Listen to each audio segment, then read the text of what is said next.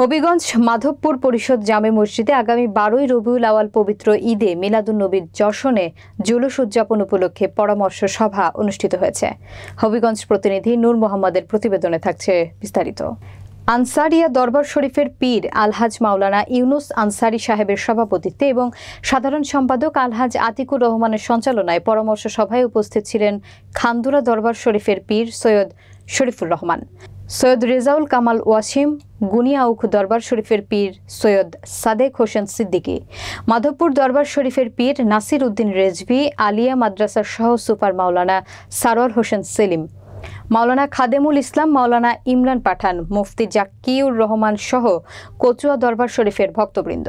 উপস্থিত সকলের পরামর্শে পবিত্র ঈদে মিলাদুন্নবী উদযাপন সুন্দর সুশৃঙ্খলভাবে করার সিদ্ধান্ত হয়। নবীর প্রতি দরুদ সালাম ও দোয়া করে তাবারক বিতরণ করে সভা সমাপ্তি ঘোষণা করা হয়। উপজেলা জামে মসজিদে এক সাধারণ সভার আয়োজন করি। এতে আমরা সিদ্ধান্তে পৌঁছি আমরা উপজেলা ভিত্তিক, সারা উপজেলা ভিত্তিক, বিশেষ করে আমাদের খান্দুরা দরবার শরীফ, গুনিয়াউখ দরবার শরীফ এবং বিভিন্ন দরবার শরীফের পীর মাশায়েখগণ, শ্রদ্ধাভাজনগণ, ওনারাও আসছেন, ওনারা আমাদেরকে উপদেশ দিয়েছেন। আমরা সর্বসম্মতিক্রমে যেভাবে করে আসছি অতীতে, এইভাবে এবছরও আমরা করবো। আরও জাঁকজমকের সাথে, উৎসাহ উদ্দীপনার সাথে, যৌবশৌকের সাথে আল্লাহ পাক রব্বুল আলামিন মঞ্জুর করুক।